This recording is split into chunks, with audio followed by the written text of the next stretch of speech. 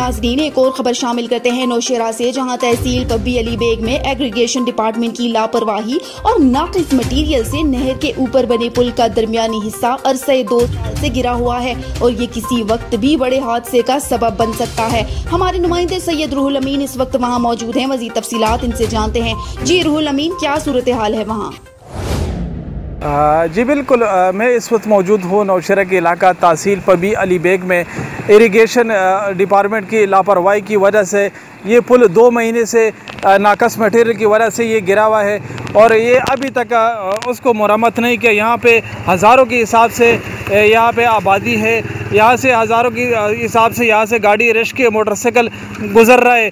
हुकूमत की लापरवाही की वजह से ये इसमें नाकस मटेरियल इस्तेमाल हुआ है, लेकिन इस पर अभी तक किसी किस्म का हुकूमत ने कोई तवज्जो नहीं दिया। इस वक्त हमारा साथ यहाँ के एक मुकामी शहरी मौजूद है।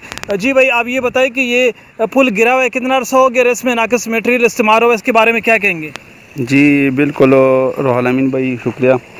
तकरीबन इसका साल 2 हो गए कि ये पुल गिरा हुआ है और टूट का शिकार है। हुकूमत को चाहिए कि इसका फौरी तौर पर एक्शन इस पर लिए और इस पर काम असर न हो जाए। शुक्रिया। जी बिल्कुल, हमारे शहरी के साथ बात हुआ है, उसका ये कहना है कि इसमें नाकस मटेरियल इस्तेमाल हुआ है। हम कह रहे हैं, हम हुकूमत से और ज़िले इंतज़ामिया से मुतालबा कर रहे हैं कि इस पर फौरी तौर पर एक्शन ले और ये पुल जो है इस पर मरम्मत किया जाए। जी बहुत शुक्रिया रूहुल अमीन, हमें नौशेरा से तफसीलात बताने के लिए। मजीद खबरों के लिए हमारी वेबसाइट www.voiceofurdunews.nl या फेसबुक पेज पर क्लिक करें। इसके अलावा आप हमारा यूट्यूब चैनल भी सब्सक्राइब करके मजीद खबरें देख सकते हैं। देखते रहिए वॉइस ऑफ उर्दू न्यूज़।